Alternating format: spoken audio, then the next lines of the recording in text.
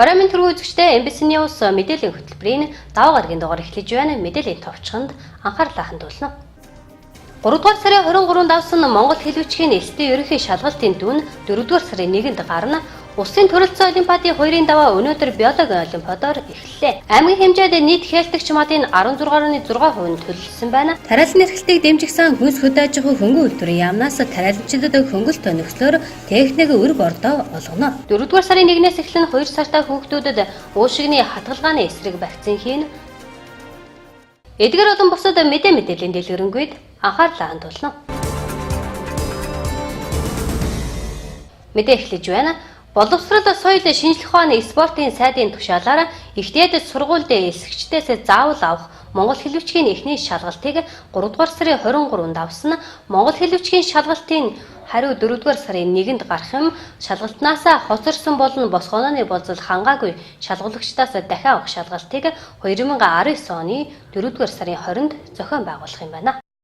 Манай аймгийн хэмжээнд 934 төгсөгч, өмнөх оны төгсөгчтэй нийтдээ 1055 төгсөгч эсэлтийн ерөнхий шалгалт өгөх юм.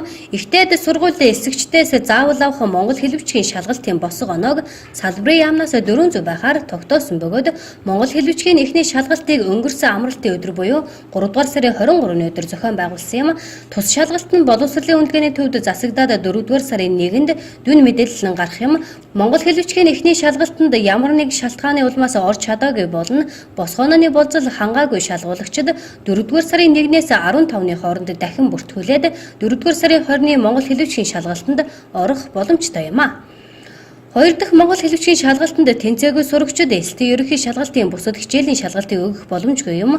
Энэ жил эсэлтийн ерөнхий шалгалтын материалыг шууд засах шилэн технологиг орон даяар ашиглан ингэснээр сурагчид шалгалтаа өгөнгүүтээ хуваар дуудах үйл ажиллагаанд шууд орох боломжтой болж байгаа юм а.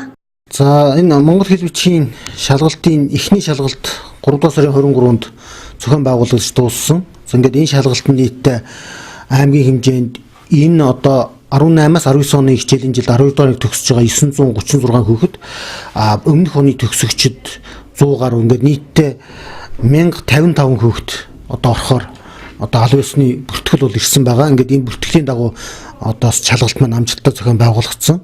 Ингээд шалгалтын материалыг ерөнхийдөө Улаанбаатар хотод боловсролын үнэлгээний төвд ерөнхийдөө засагдаад 4 сарын 1 гэхэд бол анхны байдлаар дүн мэдээлэл бол гарна. Ингээд 4 сарын 1-ээс 4 сарын 15-ны хооронд энэ одоо эхний шалгалтанд хоцорсон болно. Шалгалтанд 400-аас доош авсан одоо 10 дугаар ангийн шалгуулагчид буюу өмнөх оны төгсөгчд маань одоо 4 сарын 1-ээс 4 сарын 15-ны хооронд дахин бүртгүүлээд 4 сарын 20-нд бол 2 дахь шалгалтыг бол зохион байгуулагдана. Ингээд энэ хоёр шалгалтанд орж чадаагүй болно. Мөн 400-аас доош оноо буюу 400 онооны босох даваагүй нийт шалгуулагчид маань их хичээлийн одоо эсэлтийн ерөнхий шалгалтанд их хичээл ерөнхийдөө ихтэй сургуульд элсэх боломжгүй болж байгаа гэсэн үг. Энэ номдоо одоо тэгээд өөрөөр хэлбэл дахиад дараа жил дахиж Монгол хэлвчийн шалгалт өгөөд элсэх боломж одоо эрхэн нээгдэх юм аа. За шалгалтын хувьд ерөнхийдөө хэвийн төвшөнд явагдсан ямар нэг зөрчил дутагдал гараагүй. Одоо хоцорсон гэдэг юм уу тийм зөрчлүүд харьцангуй бага байсан энэ жилийн хувьд. Өнөөдөр Улсын төрөлцсөн олимпиадын 2-ын даваа биологийн олимпиадаар эхлэж байна. Улсын олимпиад 14 төрлөөр зохион байгуулагддаг бөгөөд манай аймагт өнөөдрөөс эхлэн 4 дугаар сарын 11 хүртэл 12 хичээлээр зохион байгуулагдах юм байна. Өнгөрсөн жилүүдэд Улсын төрөлцсөн олимпиад 1-7 хоног болдог байсан бол энэ жил 2-7 хоног үргэлжлэх юм байна. За 18-аас 19 оны хичээлийн жилийн Улсын төрөлцсөн олимпиадын 2-ын даваа өнөөдөр буюу үндсэндээ 3 сарын 25-наас эхлээд биологийн олимпиадаар бол эхэлж байгаа. Энэ жилийн хувьд бол өмнөх жилээс гарч байгаа нэг онцлог нь болохоор зэрэг өмнө нь харьцангуй 1-7 хоногт Багтаад бүх олимпиад зохион байгуулагддаг байсныг боловсролын яамнаас өөрчлөөд 4 сарын 10 хүртэл буюу үндсэндээ 2-7 хоногийн хугацаанд олимпиад маань зохион байгуулагдж байгаагаар одоо онцлог байгаа. Ингээд одоо хөдөө орон нутгаас сумуудаас бол олимпиад оролцох багш сурагчид маань ирээд олимпиадад оролцож байна. Энэ жилийн хувьд бол ерөнхийдөө 10 төрлийн олимпиад 14 төрлийн улсын олимпиад 14 төрөл байдгаас 13 төрөл нь бол манай аймагт зохион байгуулагддаг. Хитгэлийн олимпиад бол зохион байгуулагддаггүй. Тэгэхээр зэрэг энэ яг одоо энэ 3 сарын 25-наас 4 сарын 10-ны хооронд бол 12 төрлийн олимпиад зохион байгуулагдана. Урсгалын улсын төрөлцсөн олимпиад бол зохион байгуулагдаад дууссан байгаа. Ингээд 12 төрлийн олимпиадад нийтдээ бол давхарцсан тоогоор 430 багш 880 гаруй суралцагч бол одоо хамрагдах юм аа. За ингээд эндээс одоо шалгарсан 2-ын даваанд шалгарсан багш сурагчдын маань ерөнхийдөө 12 төрлөөрөө Улаанбаатар хотод 4 сарын 25-наас эхлээд улсын төрөлцөө олимпиадын 3-ын даваанд оролцоод явах боломжтой байгаа. За олимпиадын үеэр бол тодорхой хэмжээний бас сургалтууд бол зохион байгуулагддаг. Энэ дээр бол одоо энэ жилийн хувьд бол энэ хичээлийн жилийн хувьд бол ерөнхийдөө энэ 3 сарда бид нар багаангийн сургалтын менежерийн сургалт байгаа. Мөн багаангийн багш нарын сургалт байна. Мөн хөгжмийн багш нарын сургалт гэсэн ийм 3 төрлийн сургалт бол энэ олимпиадын үеэр бол зохион байгуулагдана. Улсын төрөлцөө олимпиадад шалгарсан багш сурагчид 4-р сарын 25-нд Улаанбаатар хотод зохион байгуулагдах улсын төрөлцөө олимпиадын 3-ын даваанд оролцох эрхтэй болох юм. Аймгийн боловсрол соёл урлагийн газраас улсын төрөлцөө олимпиадыг зохион байгуулах үеэр багаангийн менежер дүү хөгжмийн багш нарын сургалтыг зохион байгуулж байна.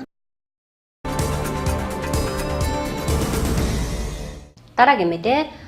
Манай аймаг 2018 оны жилийн эцсийн мал тооллогоор 3,175,275 толгой мал тоолуулсан байдаг. Үүнээс хээлтэгч сая 416,965 толгой мал тоологдсноос өнөөдрийн байдлаар нийт хээлтэгч малын 16.6% нь төлөлөд байна.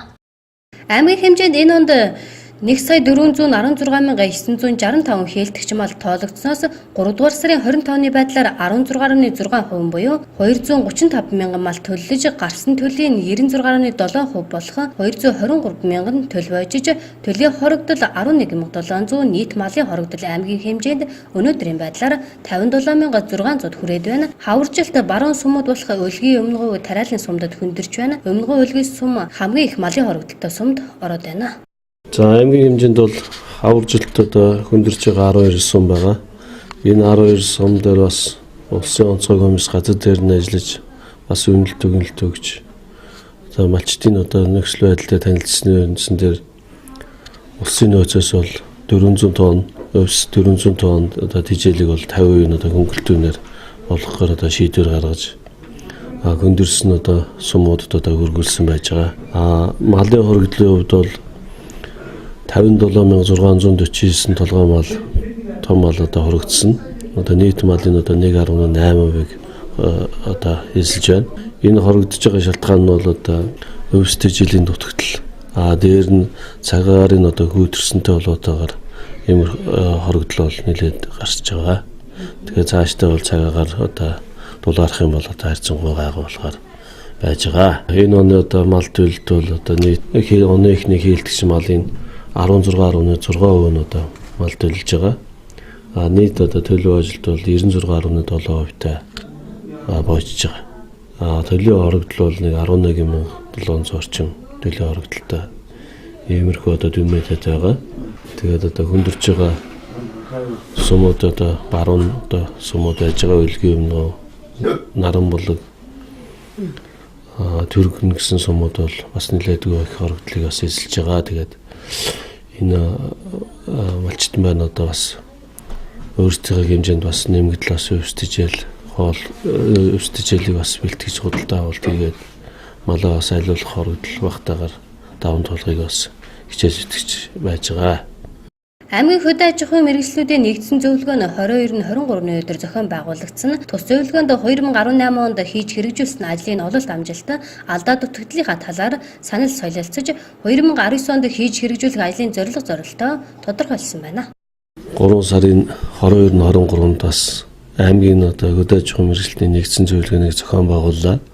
Энэхүү зөвлөгөөнөр бол өнгөрсөн 2018 онд одоо хийж хэрэгжүүлсэн ажил амжилт бүтээл алдаа дутагдлаа одоо бас ярилцж дүгнсэн. Тэгээд энэ одоо хийж хэрэгжүүлэх ажлынхаа талаар цаашид хэрэгжүүлэх арга зам мөн одоо хууль тогтоомжинд одоо заасан заавар журмын дагуу одоо хийж үүсгэхээр бас төлөвлөсөн байж байгаа.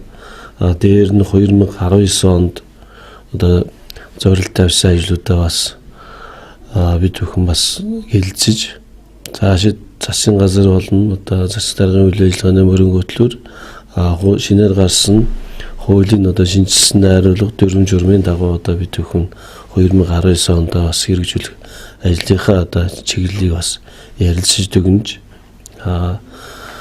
Хоёр дахь өдөр нь бол одоо сумдын тамирын газрын дарга нар хөдөөжийн засгийн мэргэжлүүдийн хамтарсан одоо гурвалсан гэрээгээ байгуулад ингээд 2 өдөр болж зөвлөгөө маань амжилттай өндөрлсөн.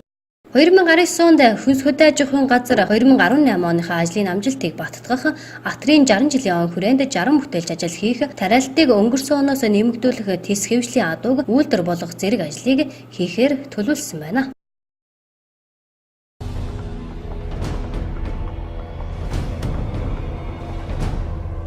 Боловсролын салбарт 89.2 соёл урлагийн салбарт 7.1 мянга, шинжлэх ухааны салбарт 4.5 мянга, биеийн тамирын спортын салбарт 4.3 мянга, нийт 3218 байгууллагад 105,291 албан хаагчид ажиллаж байна.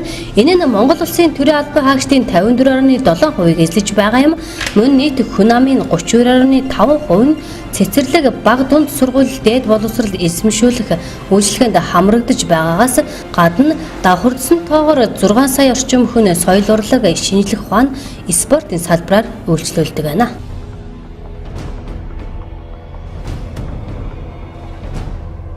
Ноолуур нь Монгол улсын албан ёсны экспортод зэс алтны дараа 3 дугаарт орох бүтээгдэхүүн бөгөөд 3 сая хүн амын 3.1-ийн орлогын их үүсвэр болдог. Энэ жил эхнэг нутгаар хурд тундас багтаа дулаахан үйлжиж газар зүйн онцлогийн дагуу зүүн болон говийн бүсийн аймагуудын малчид бусдаасаа төрүүлэн ямаагаа самнаж эхэлсэн. Ерөнхийдөө зүүн аймагуудын ноолуур гарч эхлэхэд уг бүтээгдэхүүний анхны ханж тогтдог гэдгийг ченжнер хэлдэг. Өнөөдрийн байдлаар зүүн аймагуудын ноолуурыг ченжнер малчдын гар дээрээс 120 мянгаас 125 мянган төгрөгөөр худалдан авч цааш нь бүгд найрамдах хятад ард улс руу гаргахдаа 130-аас 135 мянган төгрөгөөр бонд нөхч байна. Сүүлийн хэдэн жилийн дүр зургаас харахад ноолуурын ханш жилээс жил тогтмол 10-аас 20 мянган төгрөгөөр өсөж байгаа юм. Тодорхойлбол 2017 онд 1 кг ноолуур 85-аас 100 мянган төгрөгийн ханштай байсан бол өнгөрсөн жил 100-аас 120 мянган төгрөг байсан юм.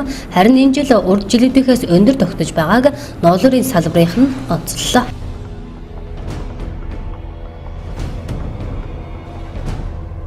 Хувийн нууцыг хуулиар хамгаалдаг. Гэтэл сүүлийн үед цахим сүлжээнд хэн дуртай хэн нэгнийг гүтгэн доромжилж зөв бус бичлэг хийж олон нийтэд тарааж байгаа нь хууль бус үйлдэл гаргасаар байна. Нийслэлийн цагдаагийн газрын их сурвалжийн мэдээлж буйгаар эхнэр нөхөр гэр бүлийн бусад гишүүнийг нууцаар дагах, дүү дүрсний бичлэг хийх цахим хаяг, гар утасны захиаг дур мэдэн үзэх шалгах зэргээр мөрдөн мөшгсөн бол сэтгэл санааны хүчирхийлэл гэж үзнэ. Зөрчлийн тухай болон эрүүгийн хуульд зааснаар хариуцлага ногдуулна хэмээн заасан байна. Тиймээс хэн нэгнийг хүсээгүй байхдаа хувийн нууцт нь дур зоргоор халдаж сэтгэл санааны хүчирхийлэл үйлдэхгүй байхыг анхааруулж байна.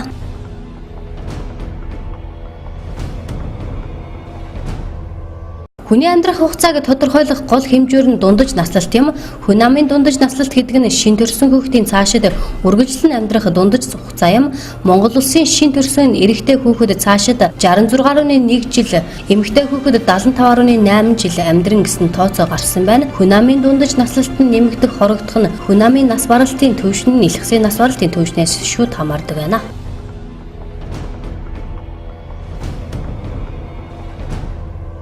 2017 онд шинжилэн баталсан эрүүгийн хуульд зааснараа бусдын эрүүл мэндийн халдшгүй байдлын эсрэг гэмт хэрэг үйлдэснээр хохирогч Сэжигтэн 2 тал хуйуул үйллийнхээ төлөө шийтгэлтэй. Учир нь үйл ялах шалтгаанаар бусдаа маргалдаж улмаар харилцан зодтолдох гэмтийн өөр бухимдлаасаа болж хүний биед ямар нэгэн байдлаар гэмтэл учруулсан тохиолдол нь хохирогч мөн адил бусдад хохирол учруулж гэмтээсэн байдаг.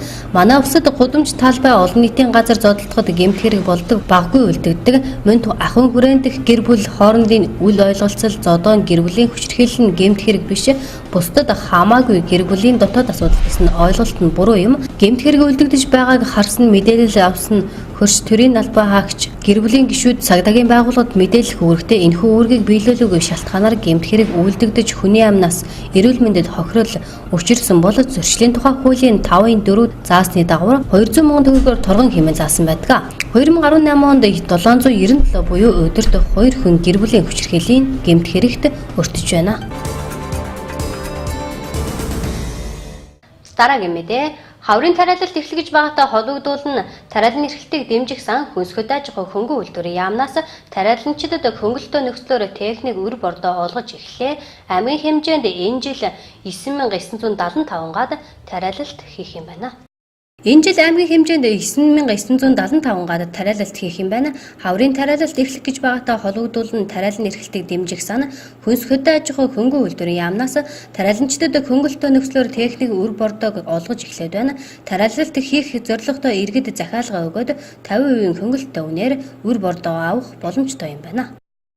Удахгүй одоо хавар олж удахгүй тариаллын цаг эхлэж байна. Тиймтэй холбогдуулан тариаллын эрхлэмсэн болон хүнс хөдөлж хөнгөн үйлдвэрлэлийн яамнаас тариаланчид маань хөнгөлөлтөө нөхцлөө техник үр бордоо хүлэмжүүдийг одоо олгож байна. Тийм учраас тариаланчид маань одоо бордоогоо захиалгаа өгч техник тоног төхөөрөмж хүлэмж бордоо хүнсний ногооны үрийнхаа захиалгыг хүнс хөдөлж газар дээр одоо авч байна. Тийм учраас тариаланчид маань захиалгаа одоо ирүүлнэ. За энэ болохоор 1 кг нийлүүлэлт бордоо азот хуусар калий нэгдсэн нийлүүлэлт бордоог 609 төгрөгөөр өгж байгаа. 50 гэлтэй бордоо 30490 төгрөгөөр одоо тусус хөнгөлтөө нөхцлөөр одоо яам маань олгож ийн тариаланчид маань бас хаврын тариалалтын холбогдуулан 50% хөнгөлтөө шатгууныг бас олгох одоо мэдээг тариалан эрхтэн сан болно. Хүнс хөдөлж хөнгөн үйлдвэрлэлийн яамд одоо мэдээ тайланг явуулаад байна. За бүр төрөний өрлөгч болон одоо үнсний ногооны иж үрдэл техникүүд бас жимсний усалт 100 гагийн усалтын систем мөн хүнсний ногоон дээр 1 гагийн усалтын систем жимсний дээр 5 гагийн усалтын системийг бас туслын болон намраа усалтын системүүдийг одоо тариаланчид маань хөнгөлтөө нөхцлөөр тариалан эрхлэмсэн маань олгож байгаа учраас захиалгыг ямар тариаланчдаа ямар техникийг сонирхож байгаа тий ямар бордоо хэрэгтэй байгаа ямар үр бордоо үр суулгац одоо хэрэгтэй байгааг маань бас тариалан эрхлэмсэн болон хүнс хөдөлж газар дээр захиалгыг ирүүлэх шаардлагатай байна. Тариалалт эрхлэх иргэд төмсний иж бүрдлийн техник, төмс хураагч хүлэмж өр бордоо, трактор, тэжээлийн таримтлын техникийг 50% хөнгөлөлт өнөр авах боломжтой юм. Иргэд хүнс хөдөө аж ахуйн газар дээр гэрээ байгуулахаар эрэхтэй худалдан авахыг хүссэн өргөдөл зээлээр худалдан авахыг зөвшөөрсөн тухай эрх бүхий удирдлагын шийдвэр аж ахуйн нэгж иргэн орон нутагт үйл ажиллагаа явуулж байгаа тодорхойлолт удирдах албан тушаалтны иргэний үнэмлэх аж ахуйн нэгжийн гэрчилгээ урьдчилгаа төлбөр төлсөн тухай баримт нэмэлт барьцаа болгоно. Барьцаалуулах үйл хөдлөх хөрөнгийн гэрчлэгээний их хувийг авч ирэх шаардлагатай юм байна. Дараагийн мэдээ 2019 оны 4-р сарын 1-ээс улсын хэмжээнд халдварт саагийн вакциныг 5 сартай хүүхдэд, пневмококкийн эсрэг вакциныг 2 сартай хүүхдэд хийхээр боллоо. Өнгөрсөн амралтын өдрүүдэд аймгийн эрүүл мэндийн газар халдварт өвчин судлалын үндэсний төвийн мэргэжилтэнтэй хамтран 18 сум болон 4 өрхийн эрүүл мэндийн төвийн эмч сүйрэгч нарт вакцины талаар мэдээлэл өгч сургалт зохион байгууллаа. Шинэ вакцин нэвтрүүлэх тухай эрүүл мэндийн сайдын А119 тоод тушаалыг хэрэгжүүлэх ажлын хүрээнд халдварт саагийн эсрэг идэвхгүйжүүлсэн тарьдаг вакцинаар 5 сартай хүүхдийг, пневмококкийн эсрэг 13 цент вакцинаар 2 сартай хүүхдийг вакцинд хамруулах ажил улс орон даяар 2019 оны 4-р сарын 1-ээс эхлэх юм байна. Шинэ вакцинуудыг нэвтрүүлэх сургалтыг халдвар өвчин судлалын үндэсний төвийн дархлаажуулалтын албаны халдвар судлагч эмч Алтан чимэг Улс аймгийн эрүүл мэндийн газар хамтран 2019 оны 3-р сарын 23-нд зохион байгууллаа. 2019 оны 4 сарын 1-ээс бол улсын хэмжээнд халдвар цагийн тарьдаг вакциныг 5 сартай хүүхдүүдэд тарьж эхэлж байгаа. Шинээр мөн пневмококкийн гаралтай уушгины хатгааны эсрэг вакциныг 21 аймагт 2019 оны 4 сарын 1-ээс хүүхдүүдэд шинээр тарьж дархлаажуулалтанд нэвтрүүлж байна. За пневмококкийн эсрэг вакциныг өмнө нь бол нийслэл хотод 2016-аас 18 онуудад бол үе шаттайгаар нэвтрүүлсэн. Одоо 2 дугаар шат болгож бол нийт 21 аймагт маань пневмококкийн гаралтай уушгины хатгааны эсрэг вакцин бол нэвтэрж байгаамаа. Ингээд Монгол орны 5 хүртэлх насны хүүхдийн өвчлөл эндэгдлийн тэргүүлэх суурийг байрыг эзэлдэг энэ уушгины хатгалгаа тэр дундаа уушгины хатгалгаа өвчин дотор бол пневмококкийн нянгаар үүсгэгдсэн хатгалгаа бол дийлэх хувийг эзэлж явдаг. Одоо энэ 4 сарын 1-ээс 2 сар хүрж байгаа хүүхдүүдэд пневмококкийн эсрэг вакциныг тарьж байгаа. 4 сарын 1-ээс 5 сартай хүүхдүүдэд бол халдвар цагийн тарьдаг вакциныг тарьж байгаа. Ийм хоёр шинэ вакцин бол товлын дархлаажуулалтанд нэвтэрч байна. Энэ шинэ вакцинтай холбогдлолтой бүх сургалт сурчлагын юм гарын авалгуудаа бол хүлээн авч бэлтгэл ажил бол одоо Ус аймгийн хэмжээнд бол бүрэн хангагдсан байж байгаа. Шинэ вакцины нэвтрүүлэх сургалтанд нийт 18 сум 4 орхин эрүүл мэндийн төвийн нэгдсэн эмнэлгийн нэмж сувилагч вакцинатор зэрэг мэрэгжлийн 100 хоринх нь хамрагдлаа. Сагийн эсрэг идэвхгүйжүүлсэн тарьдаг вакцин, пневмококкын эсрэг 13 цент вакцинууд болон шинэ вакцины нэвтрүүлэхтэй холбоотой гарын авлага сургалт сурталчилгааны материалуудыг сум орхин эмнэлгүүдэд хүлээн авч бэлтгэл ажил бүрэн хангагдсан байна. Эцгийгчүүд 4-р сарын 1-ээс эхлэн 2 болон 5 сартай хүүхдүүдэд дархлаажуулалтын вакцинд бүрэн хамруулахыг эмч мэрэгчлэлтэн зөвлөж байна.